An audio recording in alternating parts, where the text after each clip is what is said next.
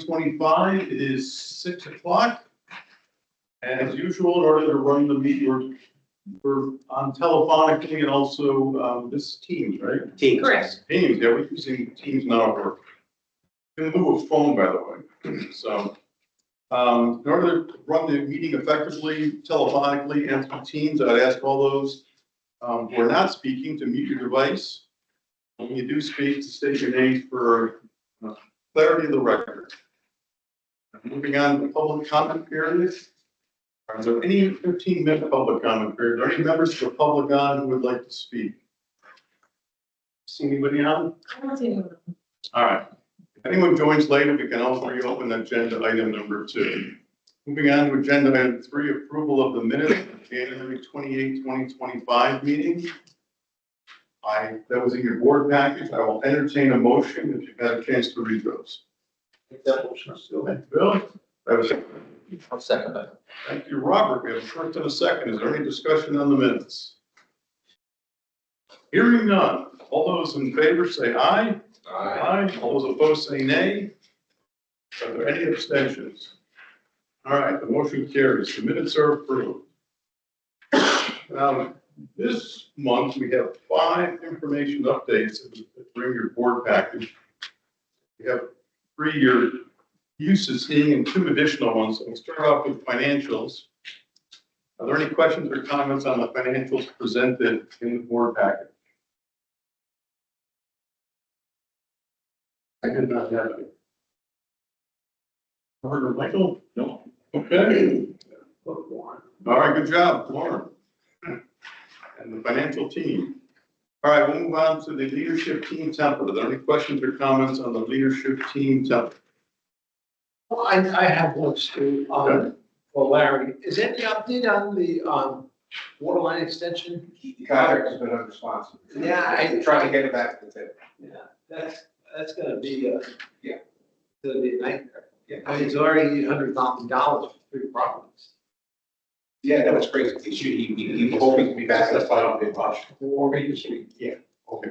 You know, and I was coming down the hill today and there are potholes as you near the intersection of Bando and Morehead.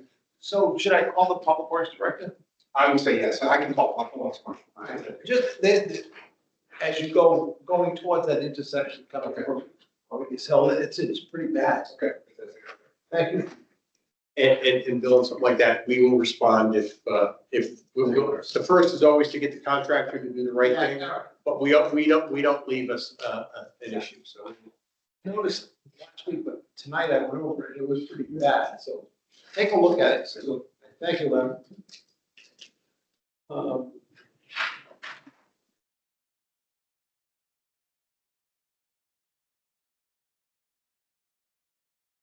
I had a couple as well. I had one on page 2. It says in the 8th Street canvas at the bottom, it says interior piping froze. Is that caused a lot of damage? Correct. It did cause some damage, not a lot of damage. There was not much in the building, but it did cause damage, so we shut the whole house. Okay. Oh, the pipe froze first? Yeah, interior. Oh, nice. Okay. All right.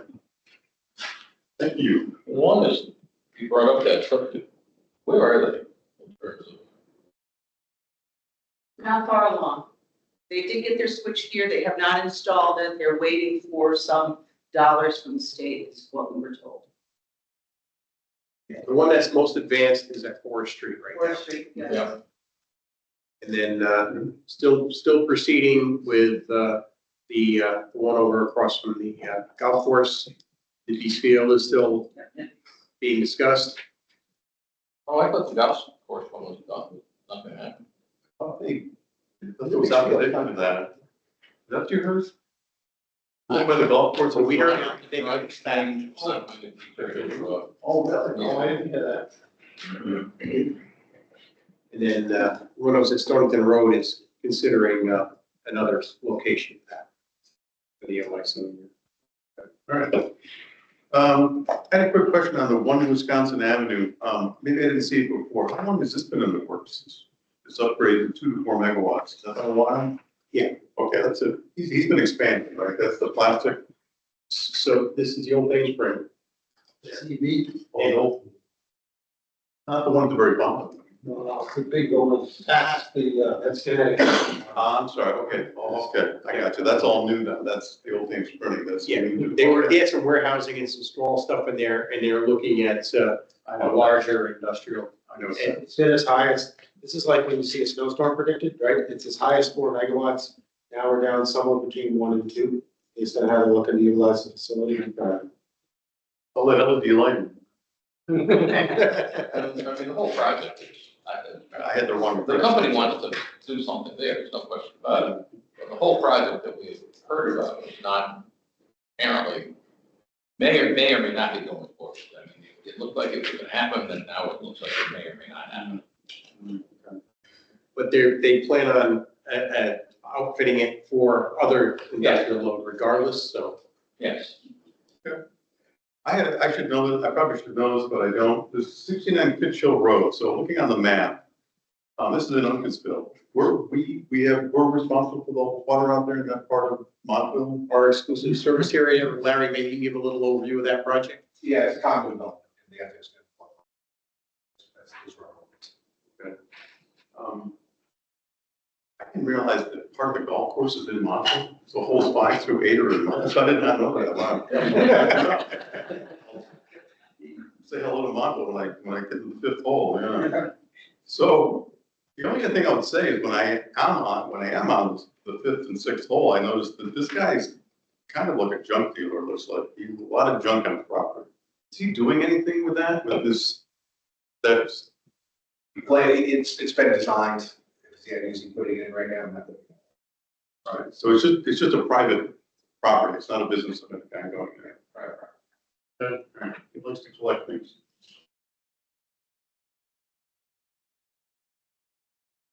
Didn't offend anybody, sorry. No. What else did I think that was it? Let's see.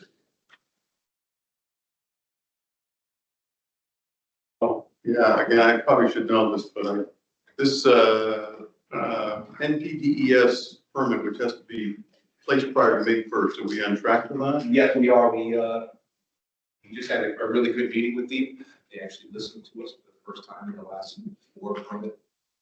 These cycles, yeah. Yeah, the new administration is fantastic to work with. We should have it in the end. We came back to us, Matt, and know even better. You have to advertise for 30 days. Yeah, by Friday for notice.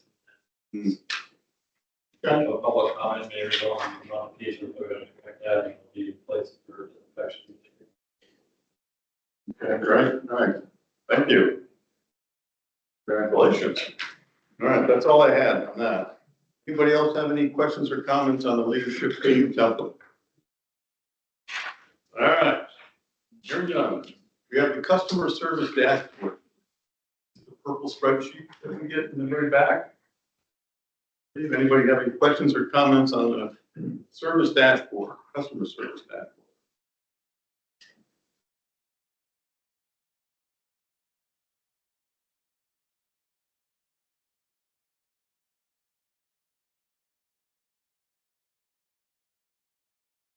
I just noticed that the hardship customers, are approaching the number that was last year for the whole year, so let's slow down.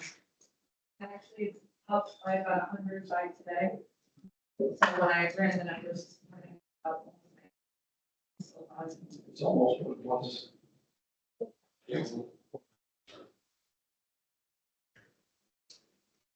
And they continue to rise, and so when we start coming on a moratorium, that's the peak, right?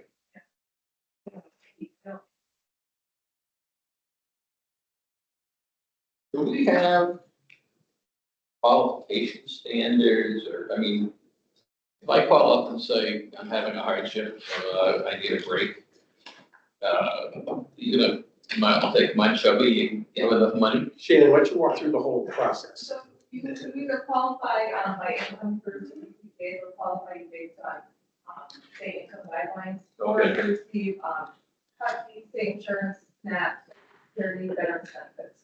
So it's all pretty much verifiable. Okay.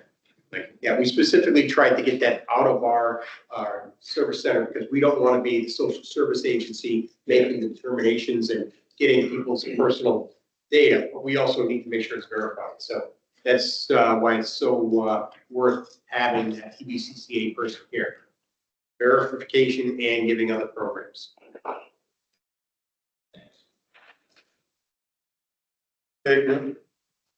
Are there any additional questions on the customer service dashboard?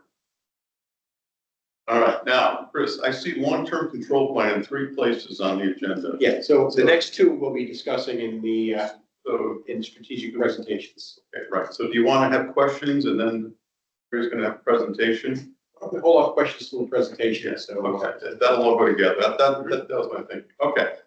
So lastly, we have a cash management policy, which was in your board package, which lays out exactly that, the cash management policy for the organization.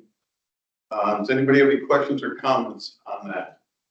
Yeah, we'll also be discussing that in the meeting. There'll also be a presentation concerning that. Correct. Okay, well, wait till the presentation. That's, I mean, that's pretty much governed by the city and state law, isn't it? well, some of it is how we manage our, Yeah. how we invest is one thing, but how, what the targets is completely internal, and Laura will go over that. Okay. Okay, well, then that brings us to tonight's presentations. Chris, who shall we hear from first? Tonight, we're gonna have Stacy Smith from Jackson and Wagner, give us an overview of the strategic plan, and, how long ago was it, Stacy, when we, kicked this process off? Was it We kicked this November? process, we met with all of you on September 30th of 2024, so it was a while ago. And the leadership team's been hard at work on the direction you gave them at that point. I think you'll remember that when we started that discussion in September, we talked about the different roles of the board versus leadership on this, and your role at that time was bringing the questions to the table and kind of setting the overall goal directions, which you did. And then approve the strategic direction, and when it's completed, and that is where we are tonight. Because the leadership team has spent, they met at a retreat in October, and another in December, where they took each of your goals and they pulled them apart, and how are we going to achieve this as a team, as an organization? And then we came back together in December and put them back together and say, what's realistic to achieve? How do we get through the next 3 years? What do we do to get there? So that's what we'll be doing. So tonight we'll be presenting that material.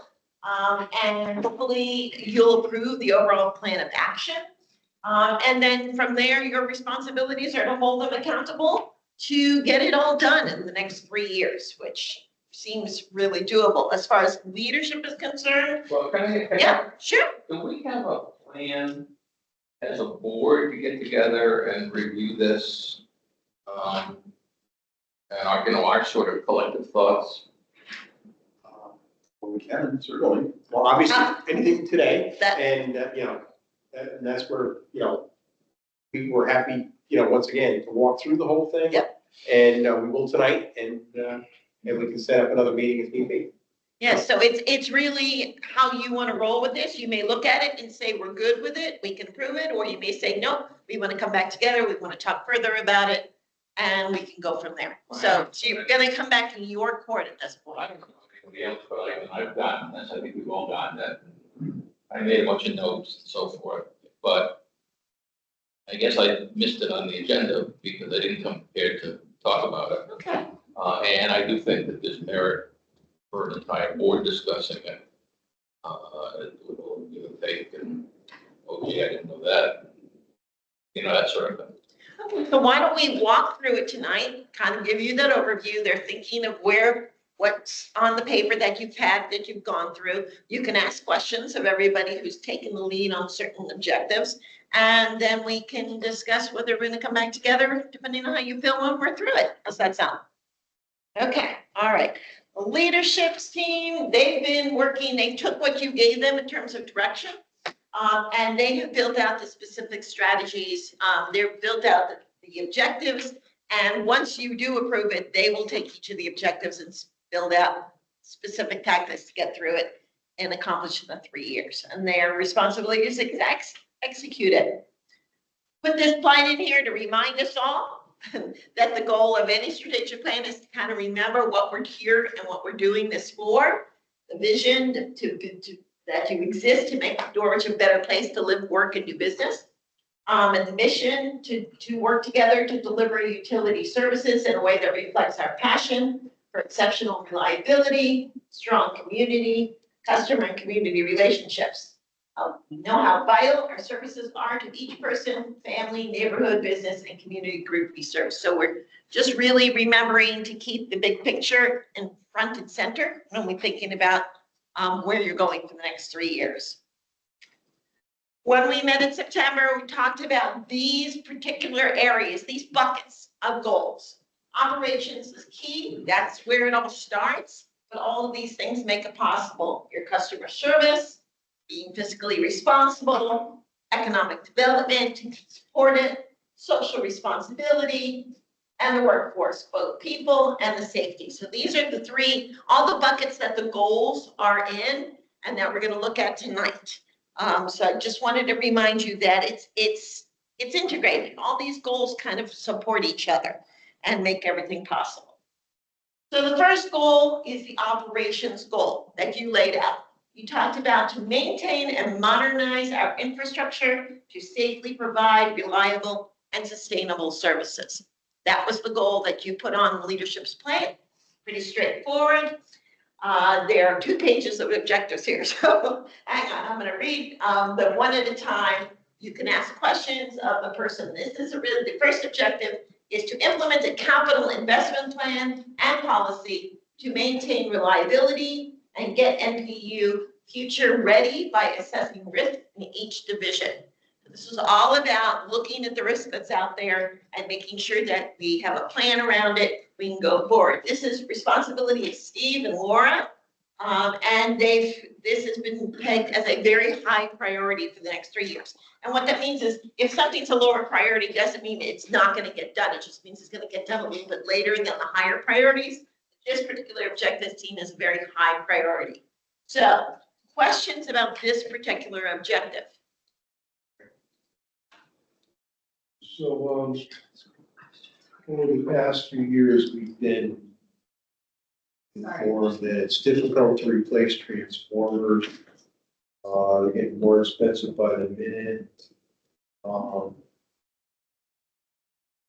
talked to some people before about this, but as far as reliability goes, gotta have transformers. I understand that there's methods of working around one and down. I don't really know the details of it.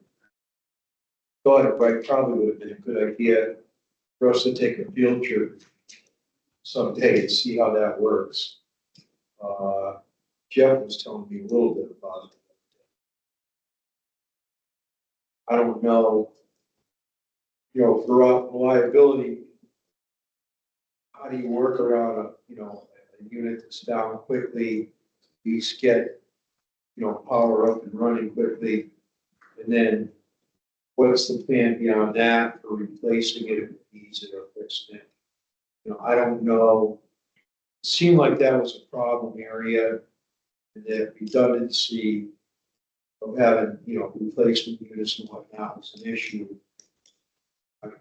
I don't know the answers to it, but I don't know. I see the word reliability. So Mike, whenever we have a storm, transformers are some of the things that may fail, or overheating and other things. And we've had a hard time getting them in the cost. And Eric give you a quick lowdown on the lead times and the costs. But we have been proactively ordering ahead. We've been working with the long lead times. And Eric, can you just say where we were 3 years ago and where we are today on cost and deliverability? Yeah. So 3-4 years ago, a standard 50 kVA transformer, which is our regular pole-top transformer, cost us around $1,000 a piece. Lead time was somewhere in the area of 12 to 16 weeks. Today, that 50 kVA transformer is $4,500, and the lead time is typically around 50 weeks. So that when it first came on, it hit all utilities by surprise. We weren't prepared for it. In the last 4 years, we have been actively managing it, as Chris said, and we have now gotten to the point where we have a comfortable storage stock as well as project stock. So we try to manage those things independently. So we have the transformer set aside for upgrade projects we're working, and we have the transformer set aside that we have specifically for emergency, failure in the building. So there's a 1 year lead time to get a replacement unit. Yes. So how many units do you have altogether? How many replacement units do you have on the unit? I can't give you those numbers off the top of my head, but I can give you, but I can get them to you. Like, there's hundreds of transformers in the back of the yard here. So hundreds of broken ones or? No. Some transformers, say it up. So Chris is right, well, I can't give you the exact number right now, anywhere in inventory. We have roughly about 120 whole house transformers, and somewhere in the area of 40 to 50 pattern transformers. Sounds like a pretty good number. We're back in a good place. Yeah, for a system our size, that's. Oh, really?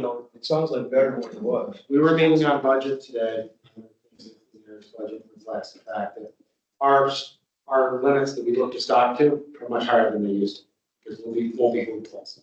And and we're also 50 kVA is our standard now, 25 used to be our standard. But as we look toward electrification, last thing I want to do is go out and hang a tub and then go back 3 years later and take it down and put up a bigger one, right? So now that's the standard. What about the big, you have bigger ones too? Some of these large developments that we've been talking about, we pre-ordered. Those are some of the longer lead times, right? So we've got a couple of 1,500, 2,500s. That's for 8th Street, 15 Forest, things like that. We ordered those ahead so that we would be primed in position to support those developments, at our risk. But an appropriate level of risk is good. So would you say that we had maybe a 50% reserve on the big units? Like in other words, it was 20, and we had 10 in reserve? Or? Talking at a more global level, and jumping in if I get this wrong, but we were down to the point where one good storm, we were going to be out. At no fault of our own. The road went tilt. This was during the COVID era. Exactly. I We were getting it from, there was a system in the Midwest Yeah. that switched voltage. So they had a whole bunch of 13,800 volt transformers. And another company picked them up and refurbished them. One of our employees found this online. And so, we had 25 of them here in 3 weeks. And so it was that kind of thinking outside the box that we needed to do. And we paid more for those used ones, and we were glad to do it than we did for new ones 2 years before that. Because But you have to do it so you can keep you're your lights a on. $110 million operation. If you have to pay 5,000 more for a unit, you have to do it. You can't take a chance on not having reliability. Gaining our reliability record there has always been one of the top ones. I mean, you've got all these awards from effective and reliable utilities in the public power arena here, so. We're only as good as our last storm. We always approach it that way. Pardon? We're only as good as our last storm, and that's Yes. the way we approach it. I'm glad to hear you found those used units. I didn't know about that. Rehab. Yes, but they got us through so that we could sleep at night. Yes. Now, if a hurricane came up the coast, we could put the lights on. And that was the point of this whole objective. There was a lot of conversation among leadership about risk and looking at what the risk is on everything that's needed to keep the place operational and electricity flowing to maintain and modernize the flow. So there was a lot of conversation. We spent a lot of time.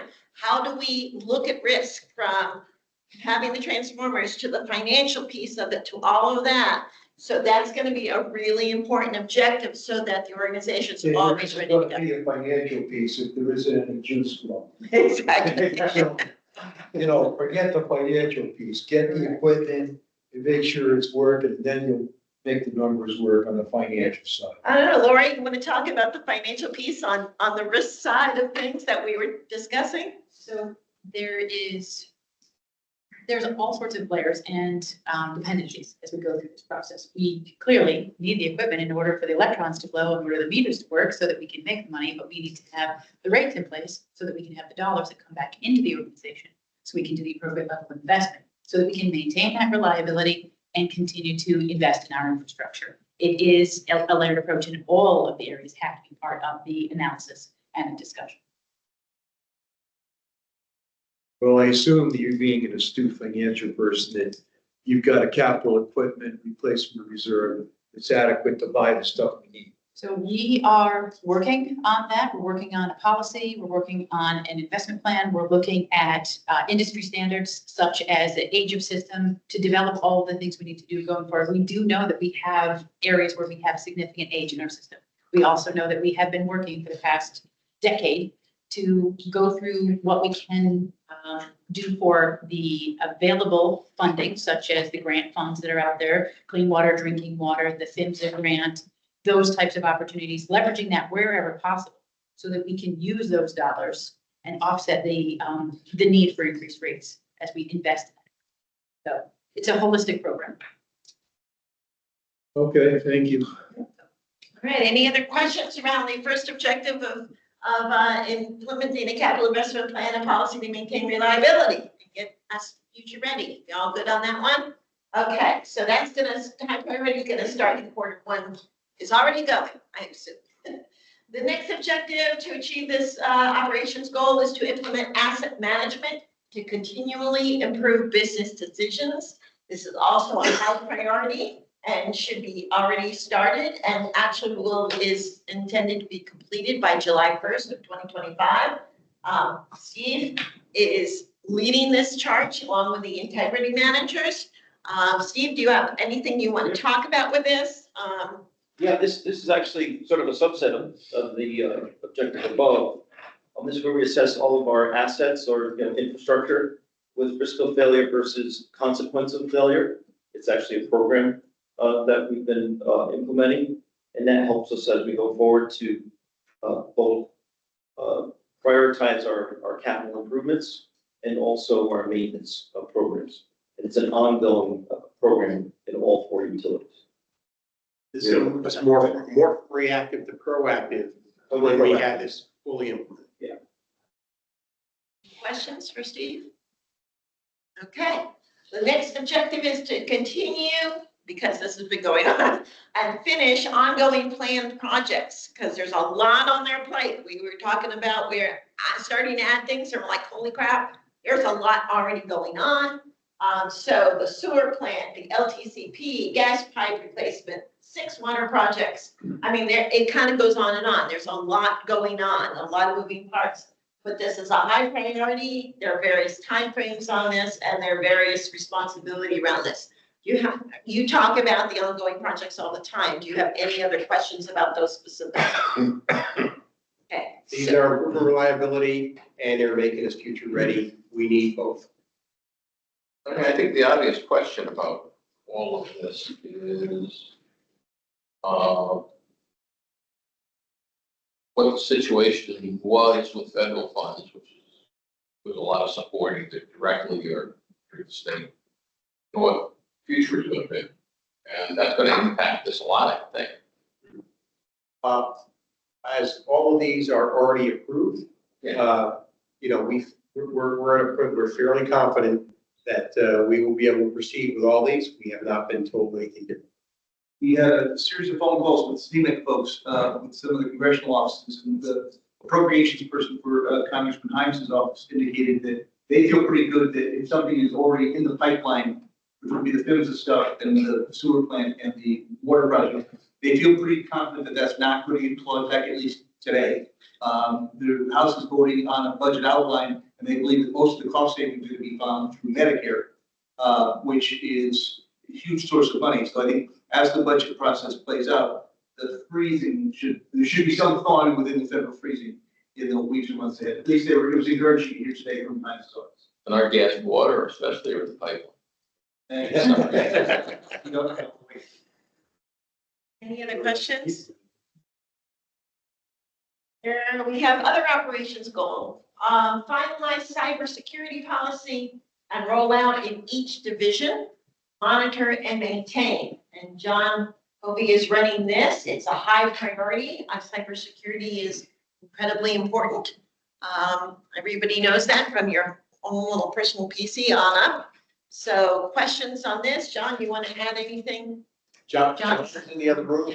And, It should be on though. yeah, I think he's on. Yeah, John's, Oh, here he comes. I'm sorry.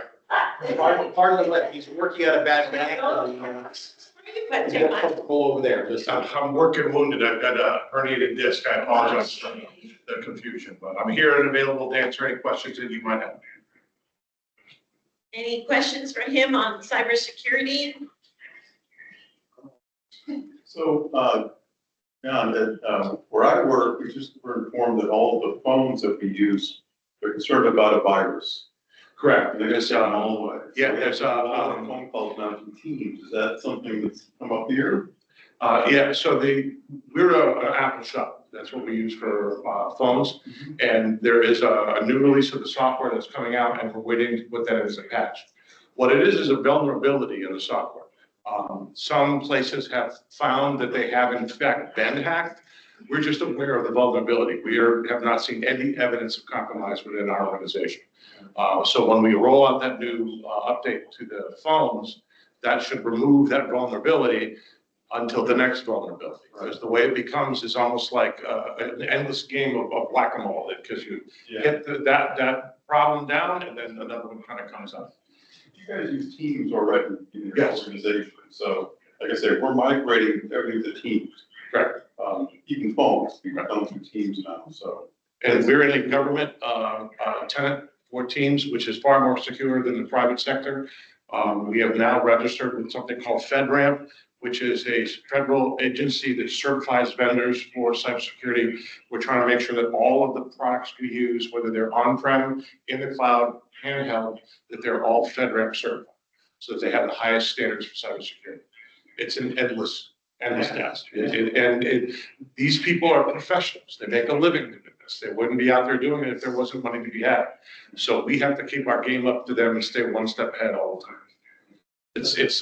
I had hair when I started. I tell you. It's what keeps me awake at night. So, Okay, thank you. thank you. Any other questions? And that's why it's a high priority and will be completed by Q3 of 2025. I'm gonna retire to the green room. Thank you very much. Everyone stays. The next goal, the objective is to develop and implement company-wide technology process plan. Laura's on the table for this one. It's a high priority, also scheduled to be completed by Q3 of 2025.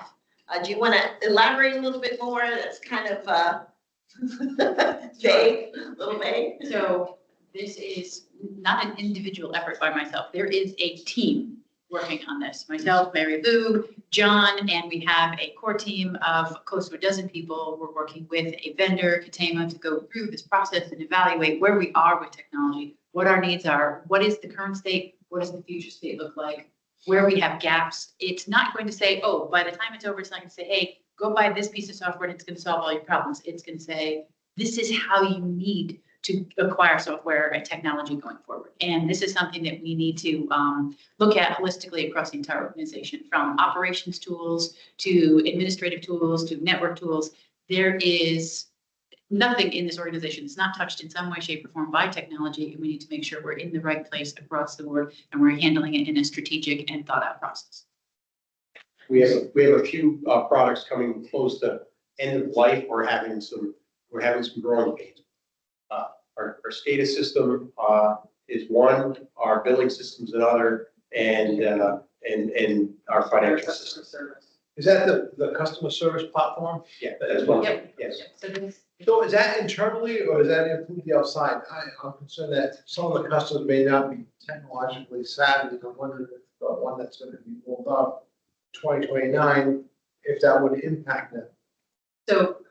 So the things that we have to look at is exactly that. The tool that we're using internally to do the things that we need to do to make the business run. And then what are we using that is on the customer facing side? We have Invoice Cloud that we've been using for several years. That is the external portal for the customers to pay. but is there other tools that we could provide to customers who are interested in that to look at additional information? And those are all part of this broad analysis. Mary Lou, is there anything else on the customer side that you want to speak to? You know, once again, it's to assess what our customers' needs are. It's not just to implement products. So there's two facets of that. The customer service component that we're talking about is a tool that Shailene uses and her team in order to manage all of our customer information. But we also need to look at those external pieces that touch our customers as well. Yeah, I'm thinking that maybe, a lot of the population probably don't school. How many people walk through? Yeah, I saw that. Yeah. Yeah, so we understand that. This is not stripping away All right. that customer touch. As long as that. No, not at all. Thank you. So So what we're going to do is enhance and improve on what we have based on the current technologies available compared to what was available when we implemented what we currently own. Again, all these platforms hit everyone in the organization, and we have a limited amount of resources. So this plan is really to find out where the gaps are, what needs to be done, prioritize what gets done. and some things are bridging those gaps between people and tools. It's not just replace the tool. So it could be a process improvement. So I read technology / process plan. To me, it's an abstract concept. So where are the bullets to the specific areas of concern, That's what will come, once this is approved, the objectives and the goals are approved by you, then the teams fan out and they, Well, you What can't does not that do? approve the objective. So where's the meat, where's the beef, well, that's at their level, how they're going to achieve this goal which you're setting. That's what they would do. That may be, a variety of things, but it's at their level that they take care of that. So. They're gonna get you here. So the first phase, this is multi-phase. The first phase is to take a look at all our systems, all of our processes, and determine what that plan is and a timeline to go along with it. So that's So you have really, this is specific the projects. first, this is to define the plan. This is what this is about. So once again, they're going to help us dissect it and determine where our needs are and those things that we need to, I'm gonna say, put a plan together to address. The consultant's been selected, the team has been set, and we're gonna be doing some heavy lifting in the next month. Excellent, yes. So what happens next in terms of these documents for the plan? Is the more specific, lower level things get filled in here? You'll see bullets coming down. Exactly, Yeah. but once Okay, again, that's all I was asking. take bullets. Yeah, deliver. Everything's interdependent, that's the challenge, we look at Costco, which is our system, all of our data, you have to have one system of record.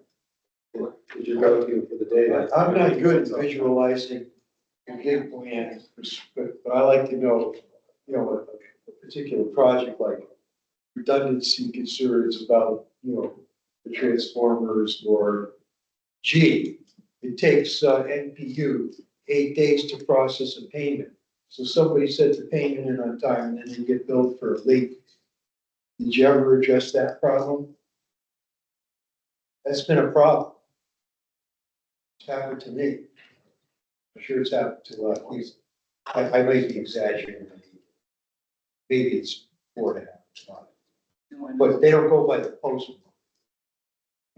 People think they sent it in 2 or 3 days ahead of the due date, and then they find out, oh, they got late fees and all that. You don't want to piss off the people that take it 2 or 3 days late. And I haven't mentioned this in a long time. Since next month is my last meeting, I want to go on.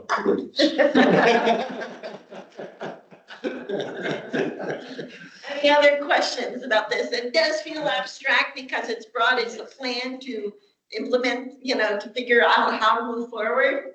But that's kind of where we have to start on this one. So there's a lot of moving parts. Any other questions on that one? Last objective under operations goal was to build the continuity of operations plan. We had a lot of discussion.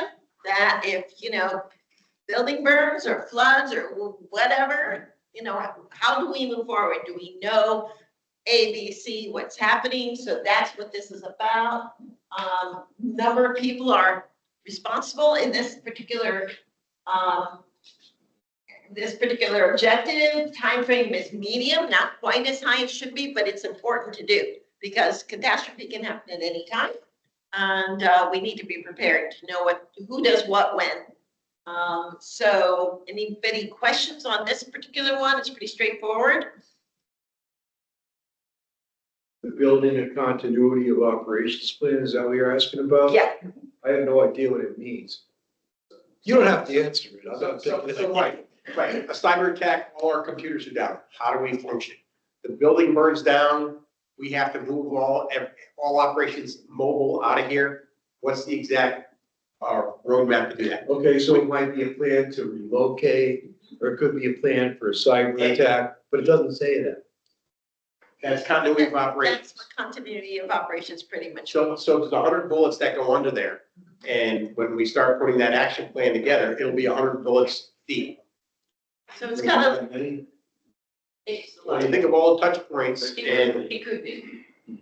this is somebody sabotaging a substation. This is somebody, a flooding of Dixie Donuts gas regulation Just see station. a few examples, that's all.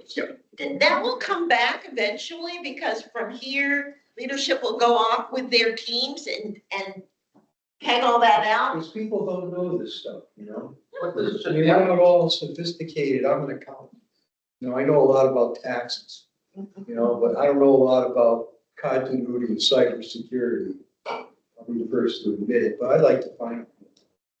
Now, I'd like to know what are the key areas of concern, keeping the company going, I'd like to. Right, any other questions on this one? We're up to customer service goal. That was operations. That's the bulk of gets money in the door and gets people's houses, their lights on and their water there. Now we're on to customer service. Anticipate, this is the goal you set in September. Anticipate and strive to exceed the expectations of our customers through exceptional service, competitive rates, and innovation. Pretty straightforward, solid goal. There are, the first objective on this one, evaluate the customer service platform in conjunction with the technology plan that we just talked about, right? And develop a time frame for replacement. Current system end of life is 2029. So we were just talking about that whole plan and when we're talking about the technology, it's a high priority. It's gonna already started, quarter one, 2025, and should be completed this year in quarter four. Mary Lou, anything to add on this from what you said before? Any questions for Mary Lou on this? Just based on this, once again, we have an end of life, 2029. It takes a lot to implement a new platform.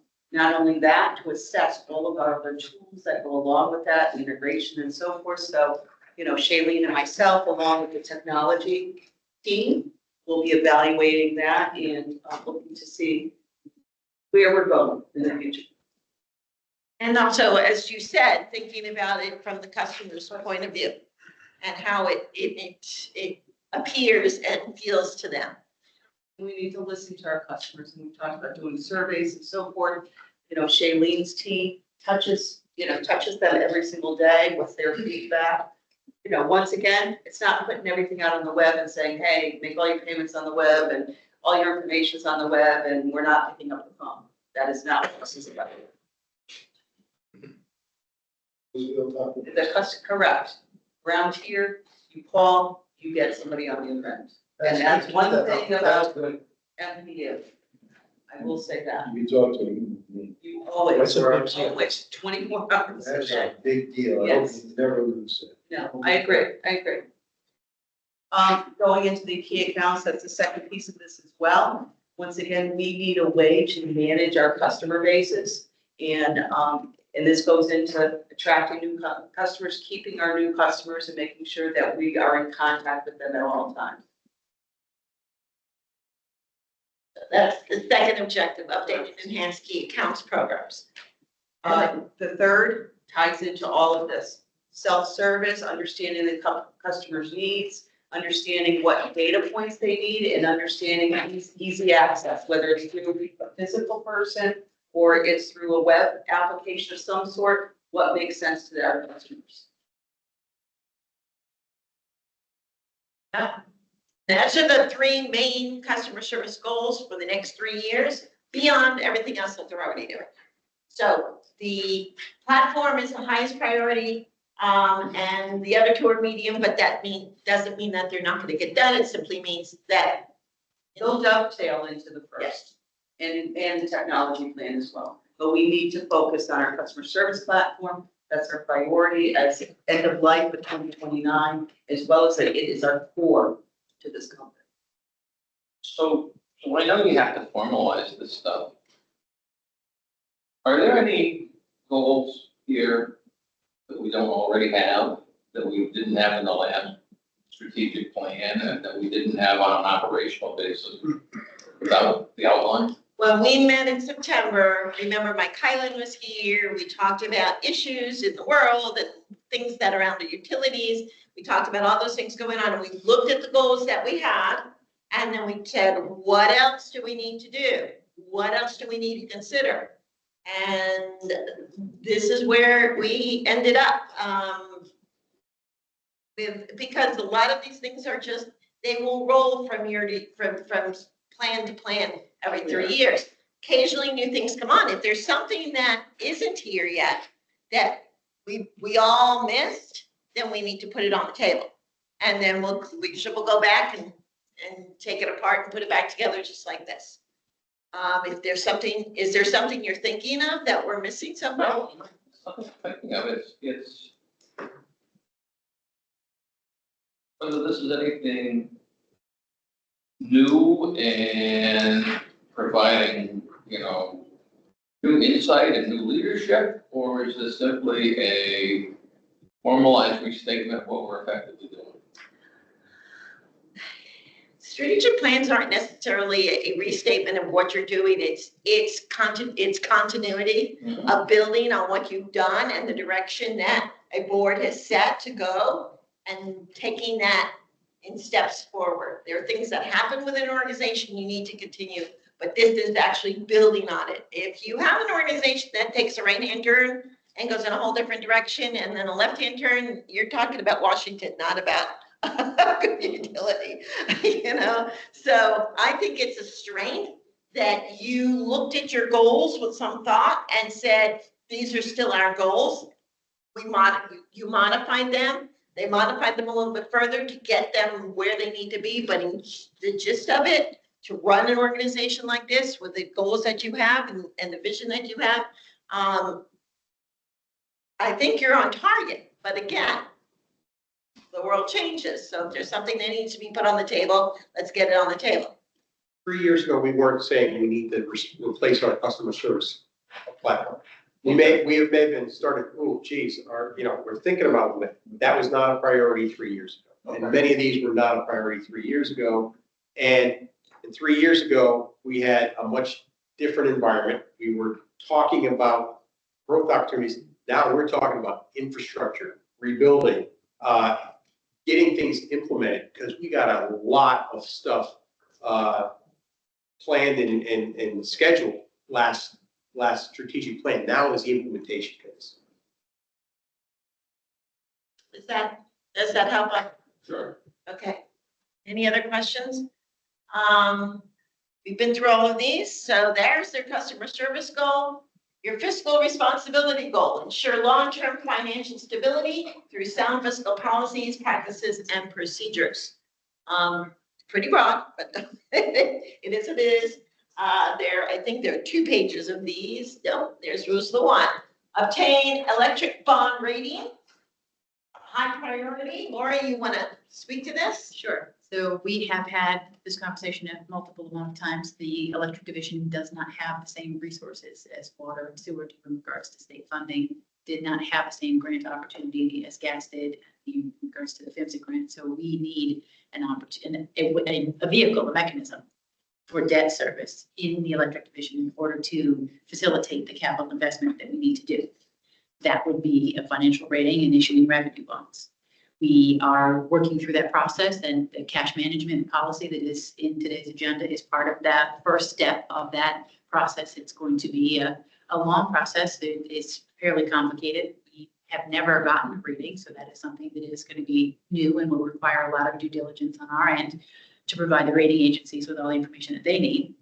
It also will require us to go through the process and making sure that we are in the right financial position for that. And we're putting the policy in place and going through the process that we have been building on for the last several years with our KPIs, our metrics, our rate tracks, and all of our analysis and forecasting. When we get to that point where we are ready to issue the bonds, this will give us the dollars that we need to then go through the investments that was part of the electric budget drivers that you saw in the presentation that Eric gave recently.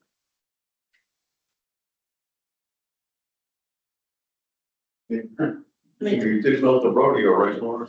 At the rodeo, didn't we? Did they get the word there? That was a long time ago. Was it? That was pre-COVID. This isn't the first rodeo here. Nope. Sorry, okay.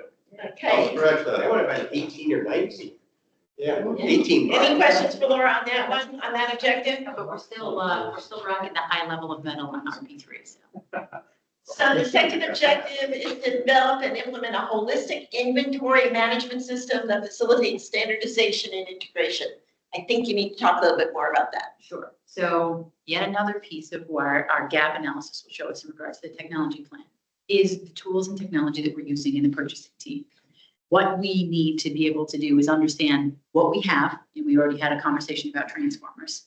What do we have on stock, in stock? What do we need? What do we need for our infrastructure? What needs to happen, every day? What needs to be prepared for storms? And then how can we make that an easy to use, maybe leverage some technology process so that as our team members are doing things, building things and fixing and maintaining things, they have a system that gives us an easy way of doing that. So this is all, again, a very layered process because everything that we're talking about relies on everything else. And this is going to be one of the projects that Tom and our purchasing department and I are going to be working on over the course of the next couple of years.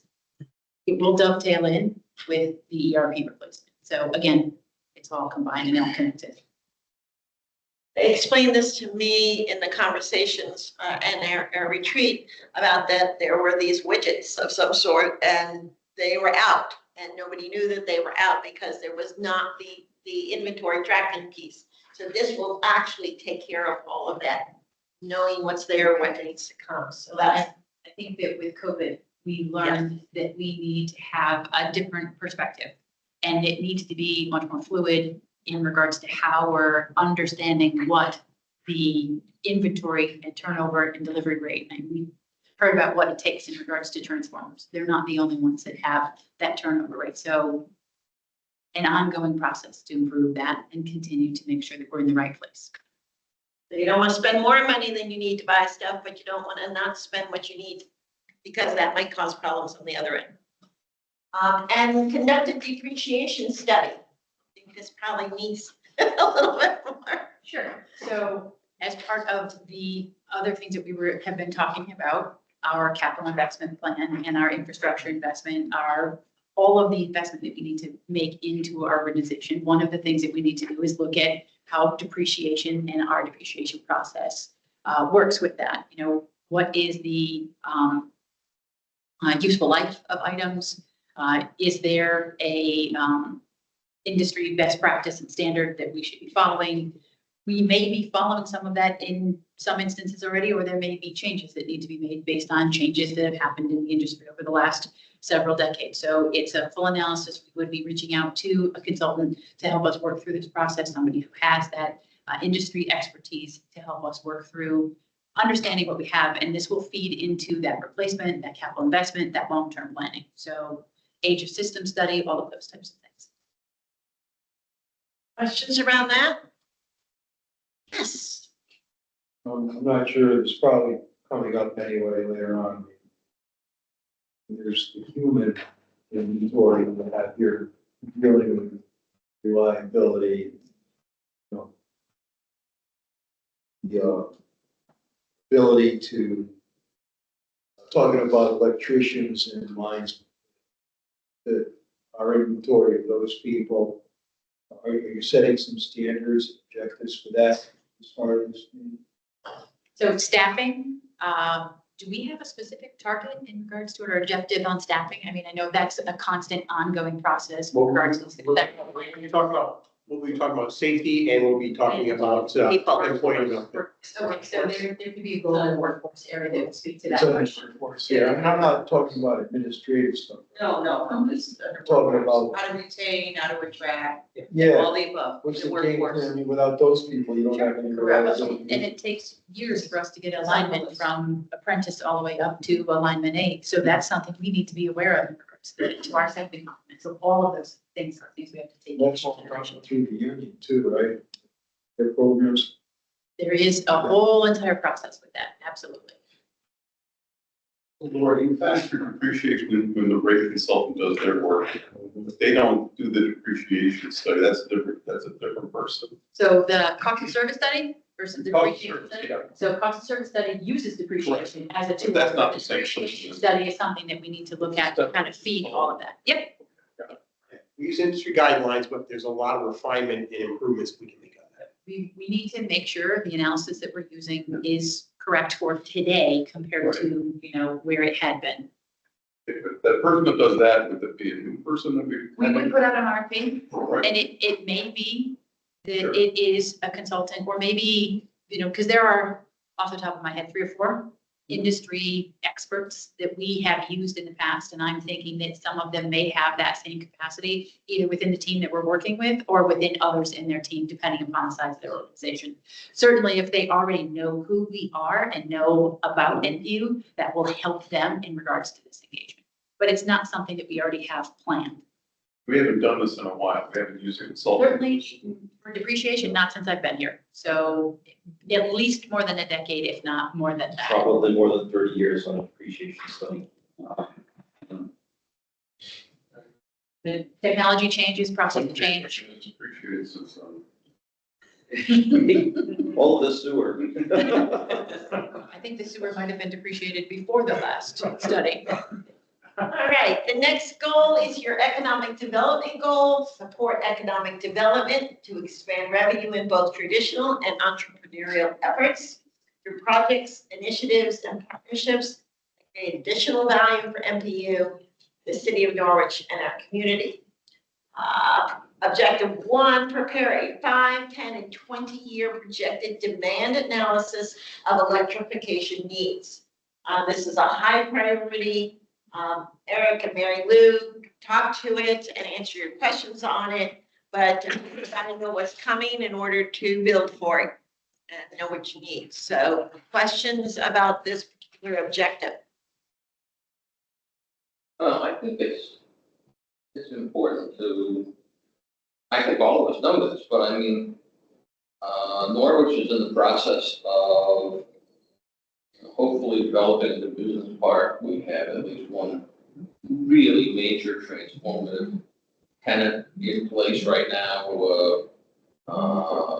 subject to a confidentiality agreement, but it would increase our demand for electricity by, what, 50%? I mean, it's a big deal. And there are other prospects for that park as well that could further expand our demand for power and other things. And, we have another major development at what used to be the old Norwich Hospital that is actually outside of Norwich, but there was a question about whether that was our customer or Eversource's customer. It appears as though we're moving toward being able to have it as our customer. I'm not sure I want to take that to court today, but maybe at some point. But my point, I guess, would be that the business park is something that this board and this staff initiated. It wasn't the city or anybody else. The link to the major hospital site development is something that this board and this staff initiated in terms of having conversations very early on with, the head of the Preston redevelopment, with others, and so forth. And so I think that for now and for the future, it's important for us to see our role not as a sort of passive, reactive organization that supplies power to what, people in the city develop, but rather as an initiator of economic development.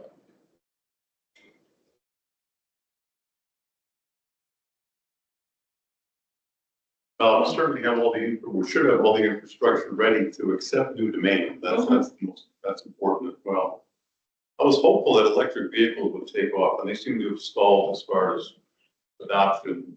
I still think that they'll pick up. It might take 20 years instead of 10 years, but I still think and that's quite a bit of electricity that moves driving an electric vehicle and charging at your house. Both of you speak it really to this particular objective. The organization needs to think about what's coming down the pike and prepare for it. So that's what this objective is about, is projecting demand based on whatever might be coming, whether it's internally motivated or externally brought to the table. We've got to do some projections so you can grow and you can prepare as an organization for whatever it is. And that's what this objective is all about. So, well, it's watching what's coming down the pike, but it's also incentivizing things to come down the pike. Absolutely. any questions on any other discussion on this one? The second objective is to continue focus on and progress towards the completion of these other projects, the infrastructure at OIC, Business Park, Preston River Walk, and electrification projects. This is a high priority. Jeff's got ultimate responsibility on this. So this, I think Bob gave my presentation on this one. I think we're good. But, obviously this is a high priority and it requires, which is where this organization excels, we're nimble, we're dynamic, we can pivot because even as we've just discussed in this room over the last couple of months, obviously we had the one transformative load that would be a 50% increase, which is huge. But everything from 50, 75, 150 kW loads they see week after week with the meeting we have at the city and NCDC, and that starts adding up to megawatts over time. And then cannabis, it's going, it's not going, it's over here, it's over there. We will not inhibit this development. We will be ready. And that comes down to when we're doing system design, things like that. Pre-ordering transformers, oversizing conductors. We build lines to 34.5, even if we're only gonna, which is a higher voltage, we're only gonna energize them to lower voltage. But can't predict everything. But we're trying to do as much as we can, and some of that is at our expense, to be ready.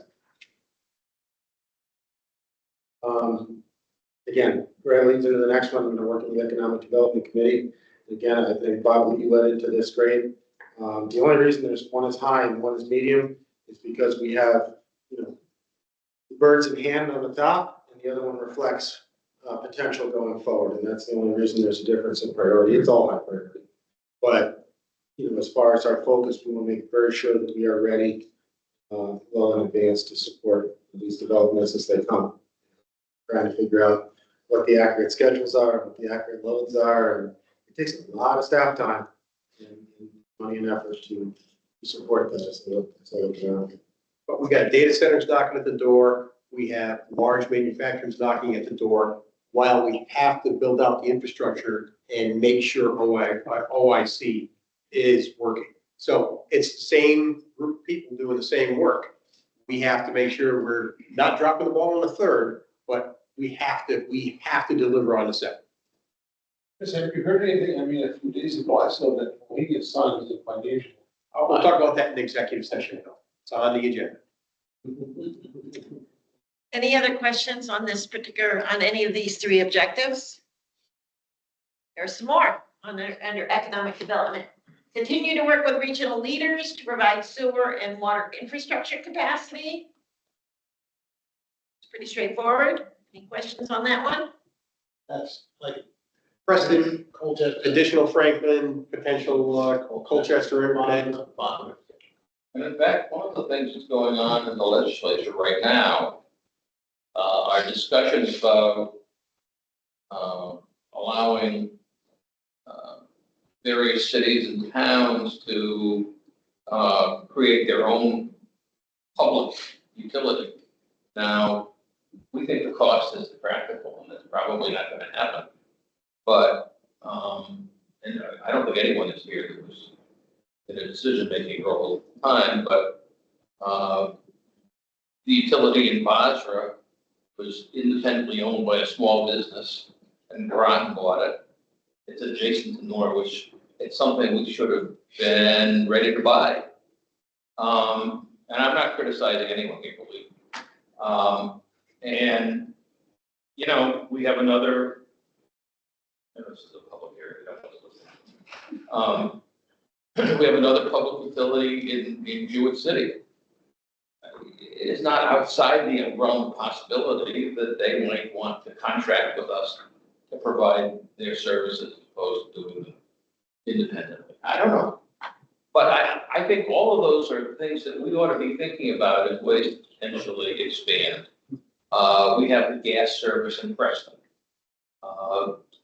Maybe Preston wants to bring us into the electric service. I don't think so. I think the cost is too high. I mean, ultimately, regardless of what the legislation does and so forth, once you start talking about having to not only buy the equipment from Eversource in a given town and the business from Eversource, the price is astronomical. And it might be something that works out great over 20 years, but not many people focus on 20 years. The concern would be require a charter change would potentially trigger pure oversight costs that would create additional headache, administrative expense. We'd have to hire lawyers and rate people to be up there for rate cases. I mean, it's pulling a string on a sweater. It's interesting, but there's the unintended consequences of maybe No, I agree with you. I mean, it's definitely worth keeping an open mind on any of these opportunities. yeah, that's my point, I guess. I mean, I think we ought to be looking at ways to expand the business. And those are potential ways. I made an awful comment to Chris last meeting or the meeting before that, saying, should we think about adding propane business as a fifth unit or part of gas or whatever? I don't know. I mean, I'm in the best spot here because I can come up with these wild ideas, and then I don't need that. But if we have two of the three major things happen or two of the major things happen, we are potentially increasing our load by over 50%. Okay. System. That is at, $110 million revenue goes up to 160 million. Yeah. That is an enormous thing, but it also brings an enormous responsibility to serve. So Okay. you just got to remember that, you can only juggle so many balls at the same time. Don't ignore the balls, but we got to make sure the ones that we're juggling, we're catching.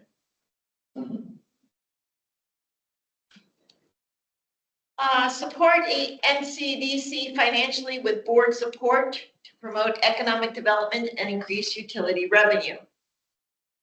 Do you want to talk a little bit more on that one? Yeah, I mean, I think everybody here is familiar with that. Obviously, we along with the city support NCDC, we have a good mechanism by which we determine how much support we're going to offer in a given year with the board. But above and beyond that, directly with Kevin Brown every 2 weeks, just to make sure we're doing everything that we can, to support them.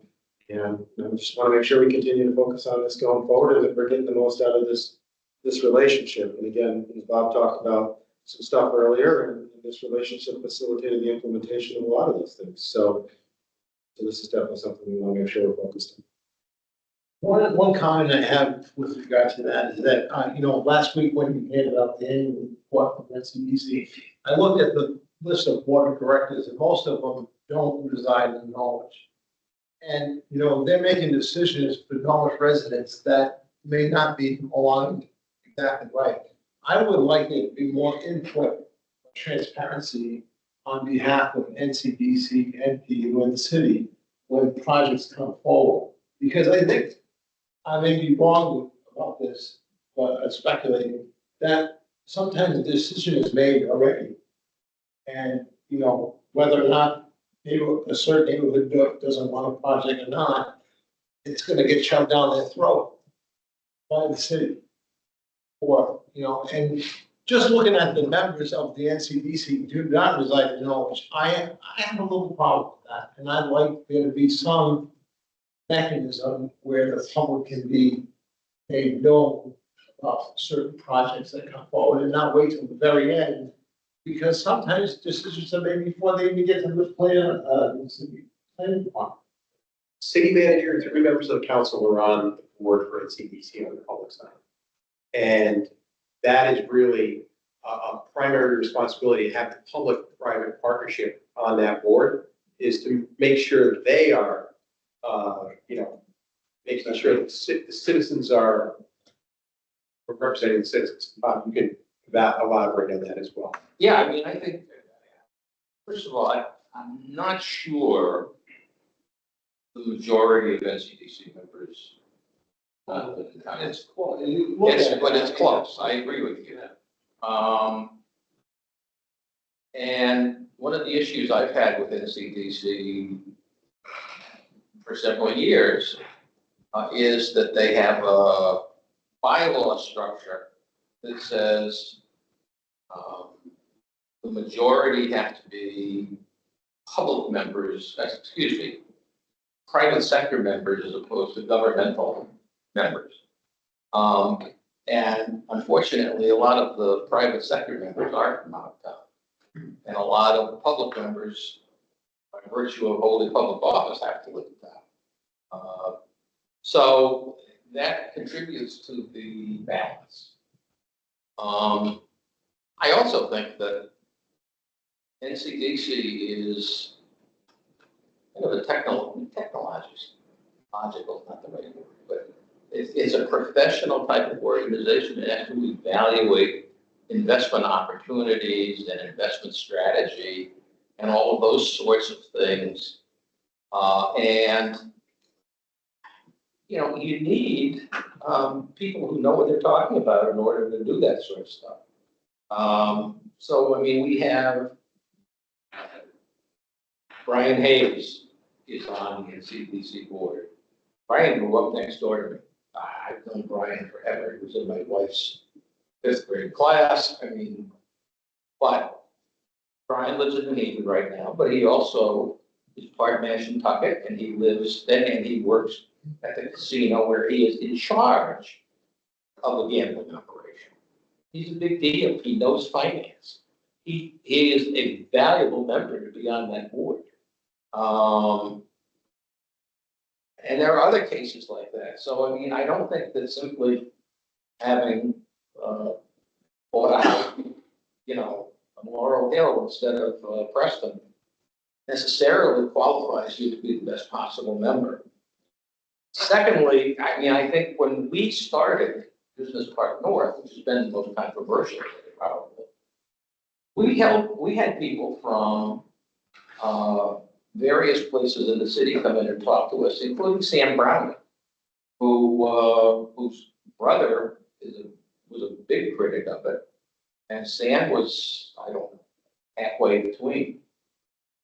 But we opened it up to people, and there was no negative reaction, and then suddenly there was a negative reaction on the part of people who lived in the neighborhood. But I don't think that necessarily meant that they knew more about economics than anyone else. this is not a strategic plan for the NCDC. Yes, I understand. So I think that we have to separate their issues from our issues here. I think that the representation of MPU on that and support of MPU for that institution need to always keep in mind that it is Norwich that is our primary concern, and voice that when things are going on and they're happening. So we can be that voice, but we're not doing their strategic planning here tonight. So I just want to kind of reel us back in on where we are. And this, I'll be very clear about this, DC's but doing a good job, so we haven't had an issue supporting it. Yeah. I'll be very quick about this, but one of the things Bill said, and Bill always has a good point, but I think the idea that we ought to get news about projects out sooner to the people, I mean, I think that relates to some degree about Business Park North, where the neighbors of Business Park North were very upset about it, complained and tried to block it, and I think their opinion is valid, but I think it's a classic case of an intensity problem. You know, I think that the 40,000 people in Norwich who were going to get tax relief as a result of that development and maybe get jobs and all of those sorts of things are going to be in favor of it, but they don't have the same sort of intensity and focus on it as do the people who live across the street from it. And so, I mean, I think you have to decide whether the intense majority, the intense minority has a rule over the rest of the community. Well, they made accommodations for the concerns of Absolutely. for the abutters, so Absolutely. with hope we're reaching accommodation. And we're bringing back everything that is utility related to this board. A lot, and executive sessions are things not for an NCDC. But when it comes to things like, you know, the relations and, you know, the neighbors, we're not driving project. We are gonna make sure we're supporting it for infrastructure and we're getting value out of it. It's really the politicians and the council that really have to address that. And that's their social responsibility. To generate business from it, we have to be knowledgeable of that too, because it's one sided. You know, we're gonna benefit. So we're not, you know, obviously we're not gonna hold it, but it might not be what the neighbors wants. Yeah. You know, I think I think an analogous to this to cater, tell them they want to watch down a legend. You know, past couple of months, 6 months. Well, but that's kind of what I think about it. Understood. Right, the next objective is create an ROI evaluation tool for future projects, including line extension fees, policies, processes. This was all about making sure that we understand what that return is going to be on whatever the project is going to be at that time. Laura, anything to add on that? Sure. Line extension policies, that type of thing has been something that we have had significant amount of discussion. But we want to bring new organizations in. We also know that in some cases, we really need to make sure that they have some contribution to what it is their need for our system. So it's evaluating that, going through that whole process and looking at that. We have a program that we have right now, but we don't have a full policy around that. You know, what can we do to sort of codify what we're already doing? Any questions on that? Wade, that is economic development, workforce. So there are two workforce goals, one around the people and one around safety. That was broken out deliberately.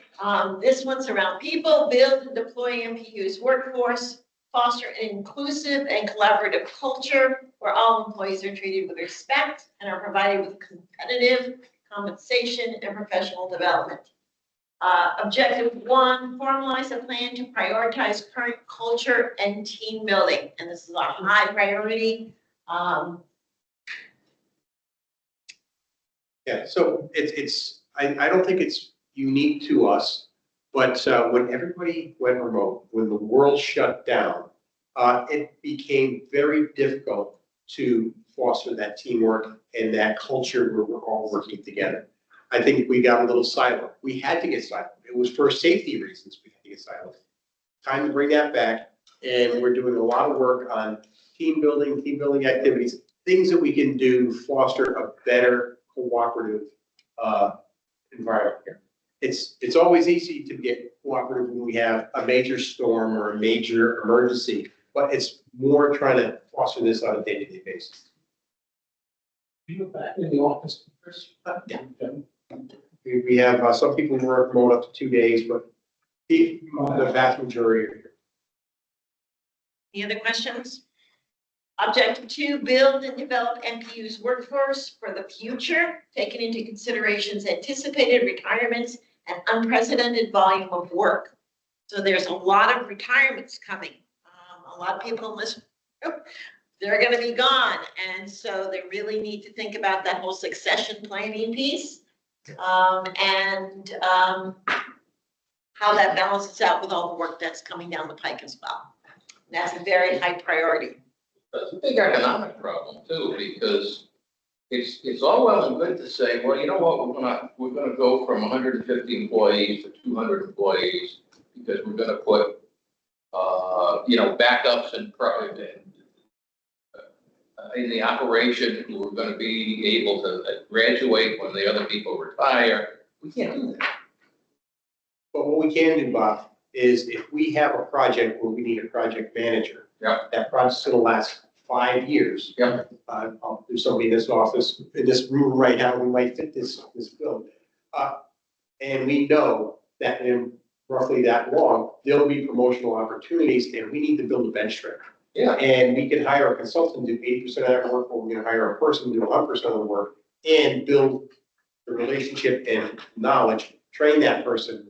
We have that for future bench strength, and that's kind of where we're looking at areas like that, where we have work. It's not, that could be done outside. We're bringing in when we need to build bench strength based on a succession. Yeah, I guess what I mean is that if you look at the Red Sox, for example, they have 25 members on their major league team, and they have a triple A team and a double A team and a single A team. And so they have all sorts of bench strength. They can bring up those people, develop, so forth and so on. We don't have that kind of economic capability. So we have to be able to find a way to have bench strength without excessive cost. Exactly. Yeah, closely monitor the costs. And there are certain positions that we don't need to have bench strength for. We will hire somebody, train them in, and in a year or 2 years, they'll be fully productive. And there are places where it takes 5 years to become a qualified lineman and to work safely on your own. It takes a lot of time to do some of the senior leadership. If I look at Barry Ellison, and the gas regulations are extremely complex. Nobody can come in and just start running with the ball in that position. We look at many of the positions in here. You can't just hire it off the street, and you can't consult effectively to make it work. And that's what this whole objective is about, as is the next one, establish a plan for enhancing recruitment of new employees. It's tough to hire them. It's tough in the system you have to get them in. So that needs to really be examined and worked on. And that's a medium priority, but it's important. And one of the reasons it's going to take a while is we're working with, the charter requirements. You put a lot of those in place. It's the last major change to some of the rules when you were in charge of the pension. When what do you call the merit system rules? Yeah. Your name is on those things. They haven't significantly changed since your name was put on them. 1981. So you think of the way things were done in 81 compared to the way things are done in this modern age. There's things we have to innovate and learn. I mean, I don't know if this should be the objective or not, but I am not a DEI advocate. I mean, I think it institutionalizes selection of people in different categories, and I think that's wrong. But I do think that diversity is a good thing. I think outreach is a good thing. I think we ought to be trying to diversify the workforce as much as we can, and to the extent possible, reflect population in Norwich. It's in an ideal world, our workforce would look just like the community. Yeah. And we'd have qualified people to fill those roles. But if you said, oh, I'd love to have the line department be 50% women, we've never had a woman apply for a line position. You know, so it's not like, we'll make that happen.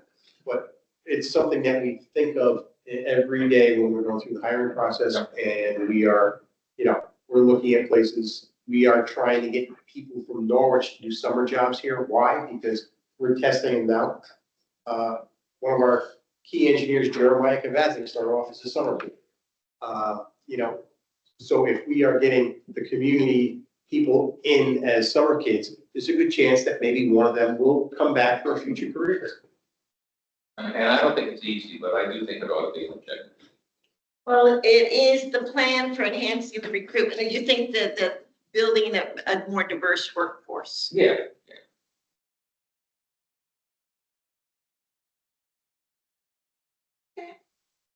Think about how to either integrate it into one of these, establish a plan for enhancing recruitment of a diverse, common new employees, new diverse employees, or employees that reflect Norwich. Okay, make a note of that one. And evaluate performance and pay appraisal process, and work with unions to create and implement a new one. So. And we're very generic, and we want to make this more job specific, and the tools and the skills and the traits needed to perform your job well. How do we manage to get the unions to allow gas folks to work on power outages? We have worked over the years to allow that flexibility, and we have not had any issues on it. But I mean, I don't think you see that many places. No. And that's one of the things where, when we looked at Groton compared to us, they were trying to get a little more diversification to help themselves out and use other staff. But everybody has storm duties, everybody has normal day duties. And when you look at an EOC in here, and we have, communications working for the whole city, we have our admin staff doing fire department tasks, documentation. We'll have GIS people doing all kinds of road closure maps for the whole city. We do a lot in other related duties. People who are marking out systems are also out doing inspections of lines and doing troubleshooting and standing by in emergencies out in the field. So I mean, I think something like maintaining and expanding emergency service flexibility is like an important idea. Yeah, well, Piggy, do you want to put John up on job before balance? Sure. Then last category, evaluate job. And we call it performance appraisal process as job performance appraisal. Happy to put the word in there if it makes it clearer, Bill. You mentioned it.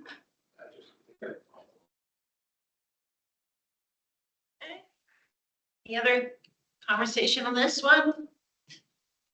This is also a workforce goal, and it's around safety. Because safety is paramount. Reaffirm MPU's commitment to and maintain a culture that prioritizes safety every hour of every day. First objective is to implement the safety culture survey, which creates metrics for improvement and improves safety culture and respect for safety. Really need to focus on understanding where everybody is on this subject. It's a high priority. You want to add anything to this one? Questions for Mary Lou? I think it's pretty clear. I think we need a baseline and get everyone's. Okay. Comprehensive safety manual. This has been an ongoing. We have, as you know, from an APA manual, we have APGA, we have the OSHA regulations and so forth. It's very kind of disparate, that kind of funnel into one. We need an overarching, safety manual that kind of ties them all together. So that's key. You do that in-house or? We have a draft. So we had a third party come in here, but it was more of a construction standards that we got. So we have some work to do on it. Communications plan on safety metrics. Because you can have all these safety pairs, but if you can't communicate and people don't understand them, then you're in trouble. Want to add anything to that? We looked at doing some of the video boards, so customers, so employees have regular access to. We do a series of short videos, written materials, signage, that sort of thing, just to reinforce the messages. It will be pulled from the plan that Mary Lou and her team built. Any questions on this one? Pretty straightforward. Set minimum number of safety inspections by work group per year. So currently, we have a tool that we have our safety consultant go out and do those assessments or inspections. What we want to do is set up a standard based on, underground construction, line work, so forth, saying that we're going to do 2 of these a quarter, 3 of these, so that we have a level set. A lot of our observations are based on the work that's being performed at the time, so we have to take that into consideration of the timeline, like construction season, things of that nature. But yes, we are developing those. Doesn't mean we don't do more of them. Yeah. So, who are the people that are attending these sessions to generate this? To generate the number of safety inspections to decide The on. whole thing that you got here, the whole presentation. So every presentation has a person who's got the responsibility for it, and they'll pull together the team within their area or across the organization that needs to be involved. So in other words, it is getting down to the people at the ground level. These are they're just leads. We're just driving. No, that's good, We're just leads. We have Wasn't clear. ownership as well as our teams. Yeah. So we pull in many people throughout the organization. So it's just not, we're just. Like, so on this one here, like this last one here, there's a safety team that gets together. The safety team is made up of people in the workforce. Each work group is represented by someone. They bring things forward, they bring things back to their group. And so when we are starting to talk about safety inspections per group and the members, this is going to get rolled through the safety team. So it's a bottom up, top down group, and they're going to have a say in all this. And we need those people to be driving this home back in their work groups. That's what I was thinking. I mean, they know best what's going on. 5 years ago when we did this, was it 5 years ago? We had the board do their own things. Kind of way beyond, 90% of it, no clue. So I'm just glad we didn't have to do it this year. I mean, these are the people that have the information and the knowledge and, the connections with everybody involved. We don't. But I mean, And that's- interesting We're all willing to build it. what? We're all willing to build it for you. But when we do, Thanks, because I didn't really have a clue. but when we do a billing system, for instance, it's not Shailene and Mary Lou working a little bit with the people over here to work on this and with the IT department. This is gonna be, who's the billing lead, who is the collections lead, who is, the leads in those departments are gonna rise up, get engaged on their pieces to make sure everything is captured and done well. And then, they're gonna help with the implementation, That's obviously, and training. I like it. I mean, I didn't like what we did 5 years ago. We help remove the obstacles to make them successful. That's the bottom line. My resources drive. 5 years ago, what happened was that the staff went off on their own, and it went fairly deep. And they came up with their own strategic plan. And the board went off on its own, and we came up with our own strategic plan. And then we all came together, and it was submitted to all of us. So we had 2 different versions, and we discussed it, and we said, well, why do you have this as number 1 and you have it as number 8? And we reached agreements. I thought that worked pretty well. There are all different ways to do strategic planning. I was involved 5 years ago. Our particular style, this is more traditional style. Boards set the goals. Yep. Your leadership sets the objectives, and then the organization builds how to get there. So that's pretty much where we are on this one. So that's the safety goal, and then the final goal is social responsibility. Embrace the vital role NPU plays in the community. Remain committed to enhancing the economic, the environmental, and the social fabric of Norwich. So 4 objectives here. Produce a community impact report. You know, community impact reports really tell how Norwich supports it and touches the community in general. You want to add anything to that? We've done, we did 2 years ago, prior to that, we did 3 or 4 years ago. Discussed doing it on an every other year basis. And it's sort of the greatest hits of the year to reinforce the things that we're talking about. Anyway, your one-on-one is you tell someone a great story, you remind them of the great story you told them, and you tell the great story again. So we want to be clear and concise and consistent to make sure people understand the impact beyond gas, water, electric, and sewer. You know, the 10% community investments, sponsorships, the projects that we're working on with different community partners. Those. Any questions on that one? I think we do a great job. Expand, encourage, and track participation in volunteer opportunities. This was a lot of conversation about, there are a lot of employees in this organization. They touch all kinds of organizations out there where an MPU should be acknowledged that they're there on their behalf. So that's what this whole piece is about. Questions on that one? Anybody want to add to that? So as you said, there's a lot of people that are involved already, so this could be part of the community impact report. We can aggregate the organizations, the hours that people are putting in, and make sure that people are aware of that, because there are an awful lot of people here that give an awful lot of their time for improving the lives of others, people that for the most part, they don't even know. Yeah, and the flip side of that is looking at the community and saying, these are organizations, these are things in the community that should have MPUs support on a volunteer basis, and where can we touch that organization in some way, shape, or form. So there are 2 pieces on that one. Evaluate opportunities for MPU employees to volunteer on behalf of the organization. That's basically what I just talked about. You want to add anything to that? Again, I think most of that's already in place. It's just a matter of capturing the information. Make sure people are comfortable with it. And finding a good example or 2 that we could highlight maybe on a quarterly basis. That's really what we often call an ambassador program. So making sure MPU has a visual in the field that people can see it. Well, and the other thing too is the employee benefits. Right? When you go out and go to a community event and you interact with the community we serve, that's a lasting impression, right? I mean, obviously, Shirley's team interacts with me every single day, but there's a lot of people that don't get to have that interaction. So my personal things, having done a million of these, is more people across the organization get out and volunteer for 1, 2 events, really kind of sinks home. It's not just what we're providing in value, but we're also getting that value back. We're going to say. No, I mean, just going out and helping with that whole project,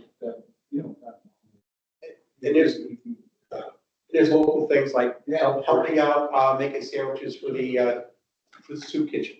Let's do this at lunch, and everybody gets together and helps out, and it's helping a local organization, and it's helping our employees make a difference.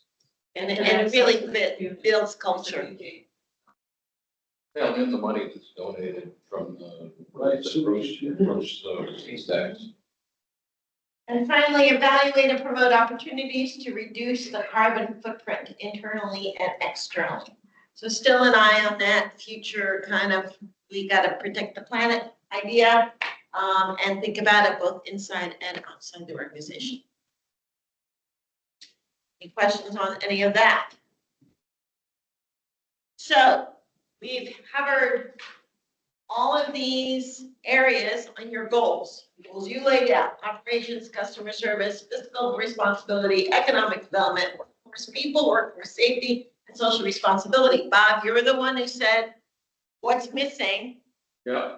The question becomes for the board, what's missing? I don't think leadership saw anything missing. Correct me if I'm wrong, but if you think something's missing, then we need to go back to the drawing board and add something. Doesn't mean something can't be added later. Yeah, I think So this is a living, working plan. I think this discussion's been good.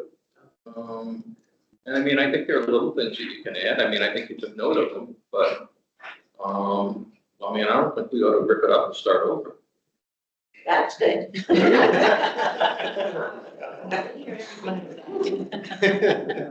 So, let's go back here. Do you feel you're ready to approve this?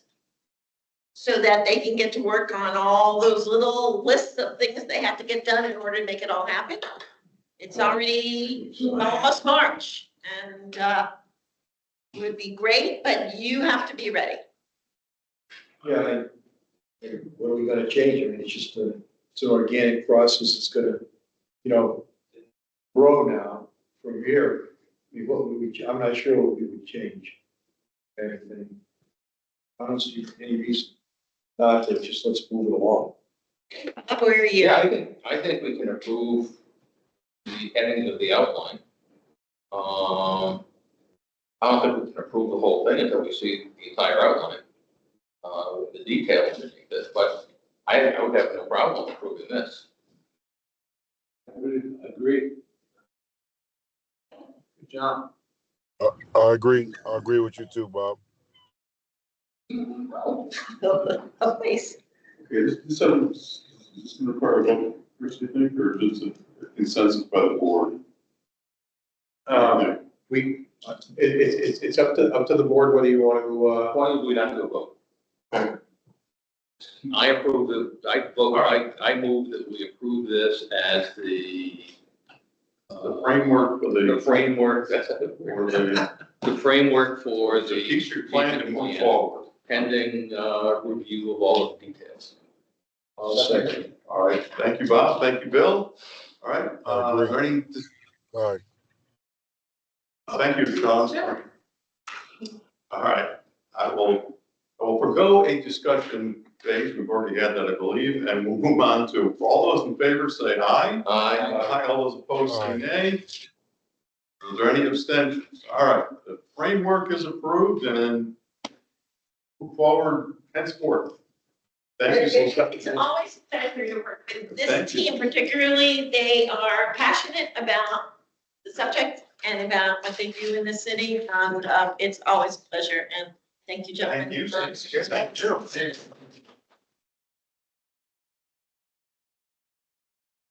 Great job. start working on our action plans. Perfect, okay, well, lucky for us, we have 4 more presentations tonight, Chris. And the next one will be the gas grant schedule, it'll be Barry Ellison. Mine will only be slightly longer than that. I have only one page update for you today, and it's to talk about the 2 grants we have in place. The 2022 grant is the one that is currently under construction, started in the fall. On the top 3 lines there, we're looking at a 2-year outlook ending December 31st of next calendar year, 2026. So as April 1st approaches, we're tackling Asylum Street, the remaining services that need to be installed, then we'll do pavement restoration and close that project out, and then we'll move on to the biggest phase, which is North Main Street. Install that main for several months, hopefully get these services installed by the end of the calendar year 2025. Pavement restoration in 2026, close that out.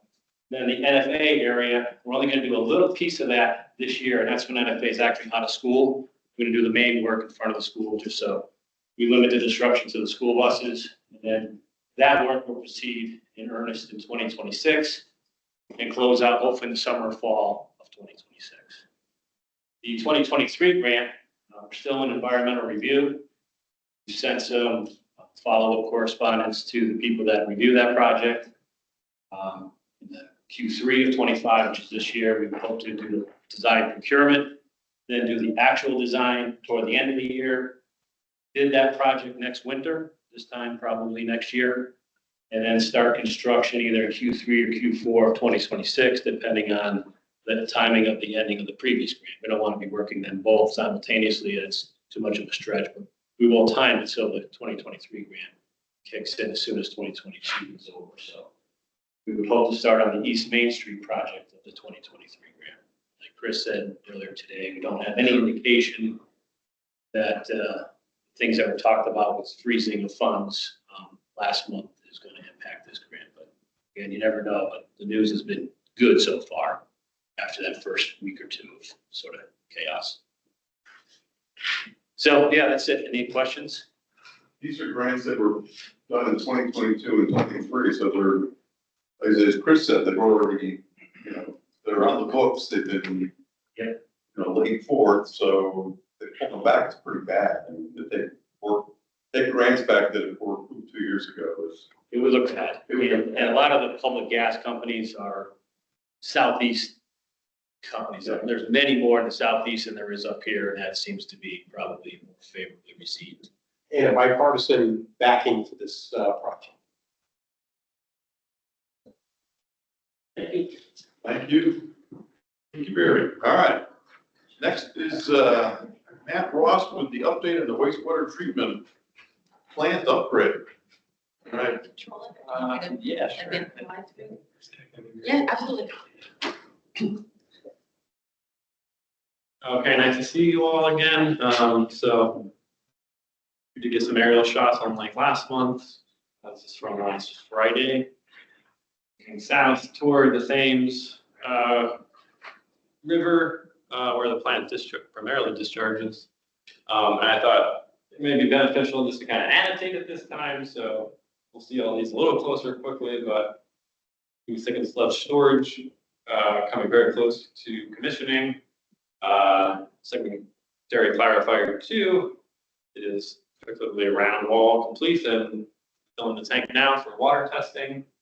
And then converting one of our 2 chlorine contact tanks to UV disinfection and a new effluent pump station that'll help. So Matt, those 4 tanks, one of which is white and the rest are dark color, are those all new tanks or are those 2 new tanks and 2 old tanks? I'll say the 3 dark ones are all existing. Okay. That they're filled with So wastewater. that's the first one over there, it's the new one. Yeah, Okay. and then this one will remain, basically the internals will be gutted and retrofitted with new equipment. The other 2 smaller ones, eventually will be demolished. They currently sit where the new Headworks facility will be constructed. But I think you're seeing a prime example, an operating plant while we're building a new one. The new one gets built, commissioned, then we take the next one offline and start working on it and work our way in there, working around the facility like that. Right now, the existing plant's really status quo minus some new processes, but we're about 3 months away from beginning to tie them together. Looking north toward the landfill, just another shot from Friday. Kind of the next complex coming online later this fall, clarifiers 3 and 4. And you can't see it in this photo, but it kind of, they'll share a common sludge pump station. Then we've got miscellaneous, really, scum management for primary tanks. The western one that's empty is actually being gutted as we speak for rehab. And then different distribution boxes for process flows. The landfill area at the north end of Hollyhock Island, and again, we're about 2/3 complete. The remaining majority of the soil that will be landfilled is where those 2 smaller clarifiers currently sit when they're demolished, and that area is excavated for the new Headworks facility. That material will make its way to the remaining portion of the landfill, which currently is a fantastic lay down stockpile area for the contractor that I think they don't have on most sites. Our admin building started being demolished about 2 weeks ago on the 10th. So this is just one aerial shot. I do have kind of a shot from the ground. They've really kind of altered their approach. They're kind of accelerating the demolition, kind of collapsing everything inward. So I think depending on the timing of the next board meeting, that you'll see a concrete foundation remaining, nothing else. This is just a closer image of aeration tank effluent distribution. So currently the wall in the background, there's a channel that the pipe that actually goes through the sludge handling to those 3 clarifiers in front of the campus. because the new clarifier locations, we're gonna redirect that flow later this year to the new and one existing clarifier. There's a shot at clarifier too. There's not a lot to see right now. It is, like I said, being filled at the moment for water tightness testing. 3 and 4, 4 in the foreground, 3 in the background. 4 has been completely filled and water tested. They're actually pumping it down now, and they'll be getting in for the rest of the concrete before the mechanical work. And 3 in the background. Actually, that final wall section you see with the formwork there will be poured tomorrow morning. And then again, kind of, there'll be a new sludge pump station at the center of these 2 clarifiers for return and waste sludge flows for those 2 tanks. Around distribution, this is at the north end of the aeration tanks, kind of bringing biology back to clean the wastewater. So again, dependent just because of the geometry of the site, we need to kind of redirect those flows, distribute them evenly to the new aeration tanks. Not a lot of work happening on aeration right now, so I kind of skipped that this month. At the eastern chlorine contract tank, that's the tank being converted to UV. Again, by later this fall, as those clarifiers come online, we need to be able to bring the flow from those clarifiers down for disinfection. So that influent chamber, kind of just upstream of UV, is being constructed with another wall pour tomorrow. And then the thickened sludge storage tanks, this is the facility furthest along. These are scheduled to be commissioned probably right after Memorial Day, early June. So kind of the perimeter of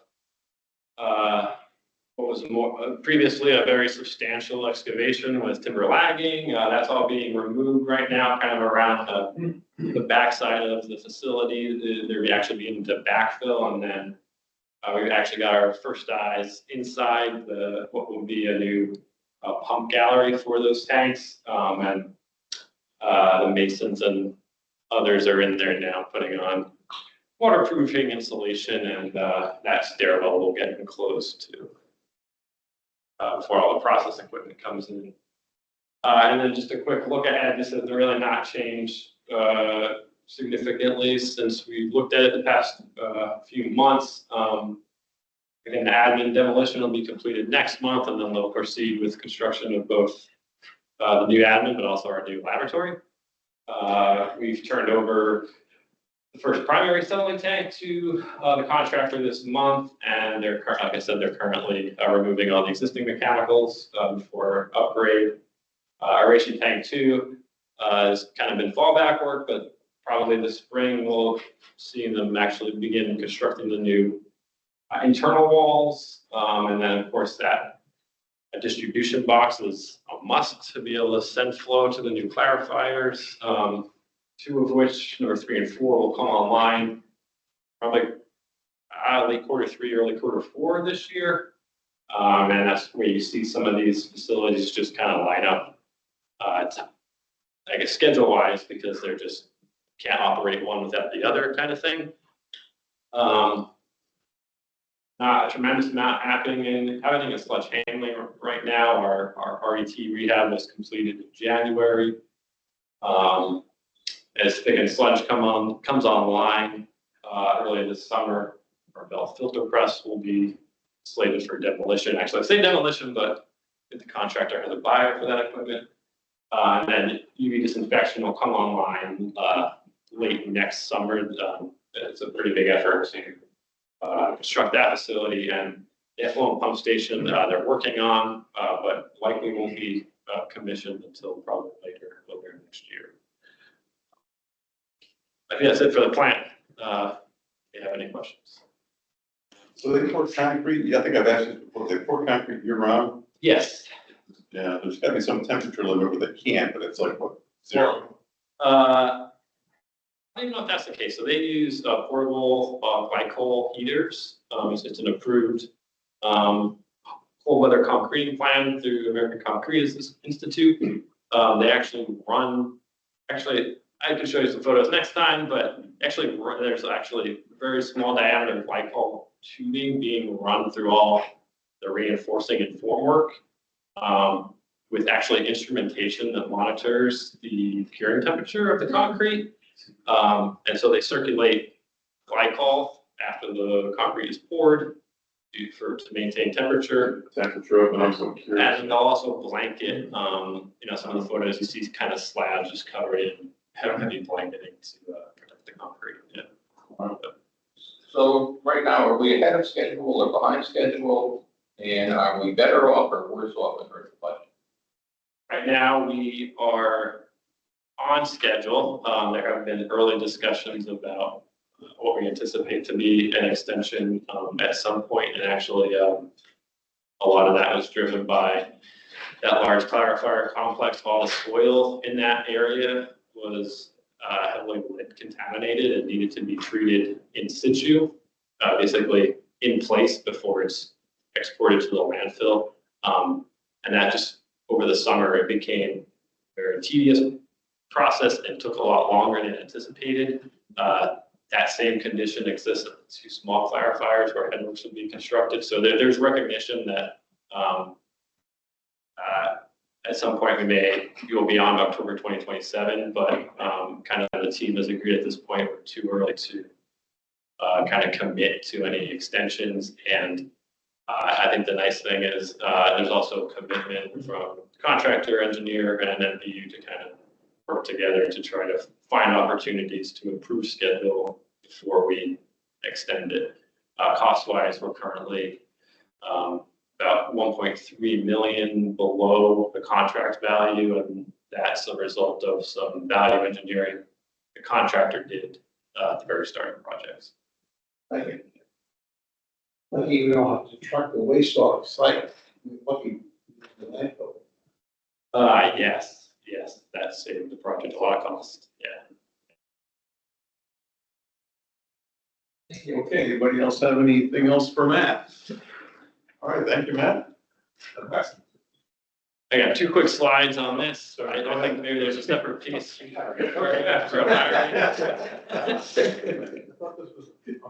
I put it all in one because it's kind of back to back. I had it down, this is the 5-year update for the.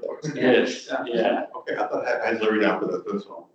As did I, so. Not your view. Okay, all right, good.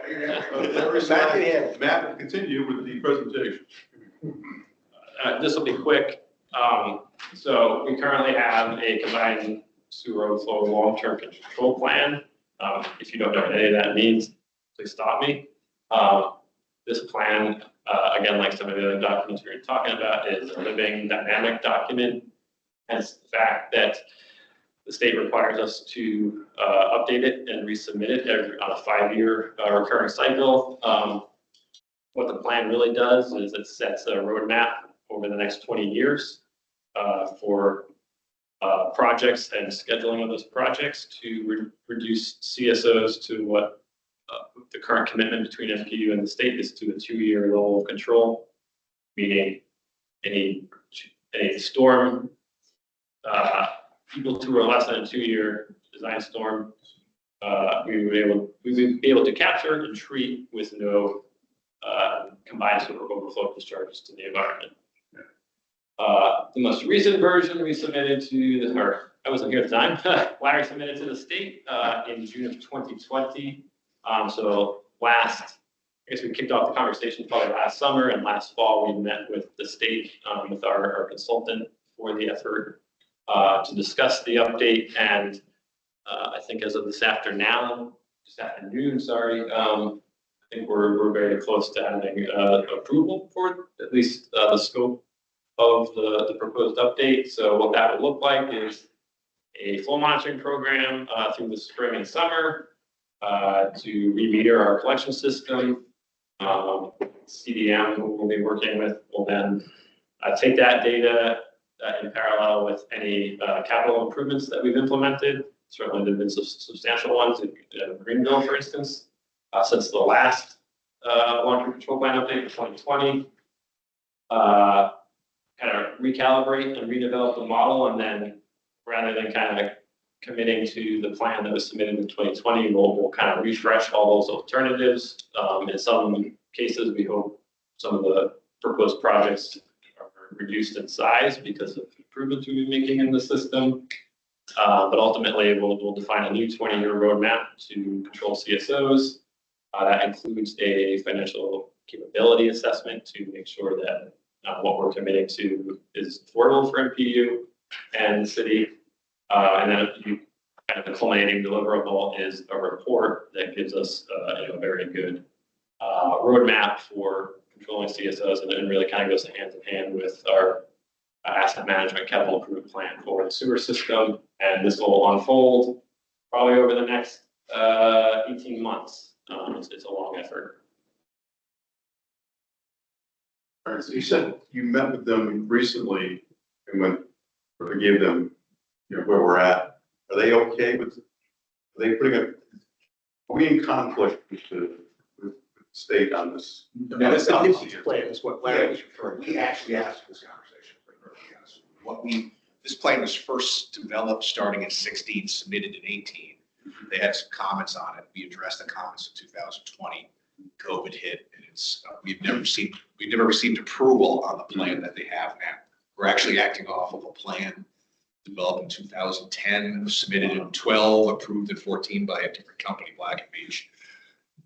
We asked to reopen this up because of the lessons learned from what MDC is going through and the direction that DEEP pushed us into in 16, 18 to storage and conveyance to solve all the problems. The MDC borrowed $3 billion, didn't solve all the problems. So we did not want to be pushed into that corner as well. So we're looking at alternate solutions to obviously reduce the CSOs to level control, but there's different ways to do that too. So that's why we asked to get it. Plus we made so much headway in our collection system. We bought capacity back, we're cleaning the pipes, we're getting rid of stormwater. Having our model re-updated will help us out with our roadmap to follow for the next 5 years. It's just, again, it's a cat chasing this tape. You submit the plan. Never seem to get approval, but every 5 years you got to update. Right. The point of the 5-year update is to show the good you've done the last 5 years. Yeah, so we have 12 CSOs. Right, we're down to 11. And are those prioritized? Which ones do you think should be eliminated first? Top. At the moment, we've eliminated 3 in the last 5 years because we had flow meters in place that were not going off no matter what the rates are. So we can confidently close those off without causing a backup. The other 11 will be more difficult. That's why they do the 2-year level of control. Raise up weirs, take out stormwater. Rose Alley is almost 70% of our rooms in that one spot. So we're reducing everything we can to get it down to Rose Alley. And then Rose Alley can ramp up and feed the plant with the new plants in place. It's going to get more. Will we ever be able to eliminate all of them? It's hard to answer. An honest answer is no. So Greater New Haven had an area in their city where they tried to eliminate them and cause backups where they didn't have backups. That's the danger of the brick and mortar closure. That was how many will not be eliminated or no? I would think the northern part of Greenville, like the ones up by the 8th Street, would probably go before that and kind of make your way down. If you close that off, you're going to have a way of pushing that flow downhill to the next spot. So, I think Thamesville and Laurel Hill would probably be the best chance of closing it. This is the next 20 years. Yeah, 20. And gives another look at the affordability study too. That affordability study we did started in 16 and finished in 18. The world has slightly changed, COVID and prices and stuff. So that's why we want to take it. That takes into account the sewer plant construction, it's all the debt we're taking on for that. This has to get spread out. And real costs of the projects today, the costs back in 2018. So in the board back, you have the resolution. Yes. And Larry, can you just kind of go high level on that resolution? Yeah, no, the resolution. And the expected grant? Yeah, it should be math. I think it's 50% grant, 50% loan because CSO reduction, which is great. I think the contract was for 1.7 million. This was Matt has laid the schedule out. He's kind of more involved with the details on this. And it's needed. At least it's great news that they funded to even that level because it is all about reducing your CSO. So the resolution is for us to enter into contract. The DEEP has approved the scope of work. The RFP we did years ago still matters. We could use the same firm because plan we submitted still wasn't complete. It's really just modifying what we submitted 5 to 7 years ago. So that's where we are. So if we get board approval resolution, so we can have the contract with our consultant.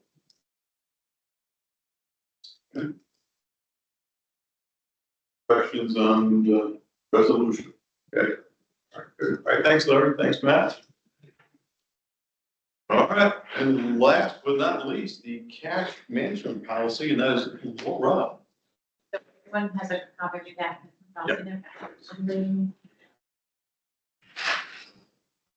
So I'll just walk through the document you have.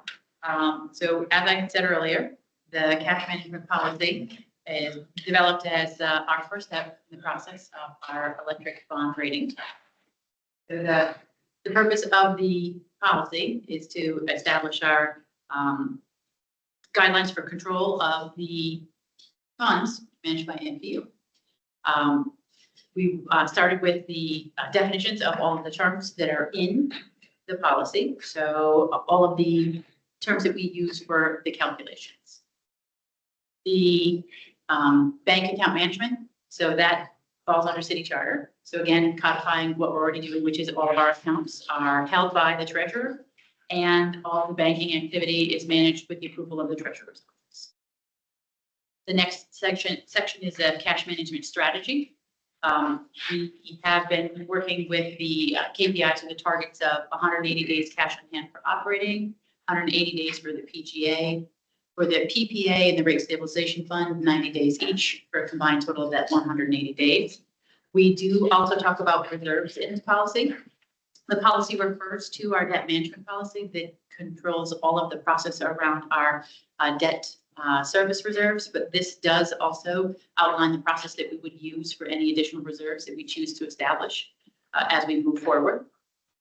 In the calculation section, it goes through the mathematical calculations that we go through for each of the areas for operating cash, the PGA, the PPA, and the rate stabilization fund, the expenses, depreciation divided by the 365 days times the 180 to actually calculate our targets.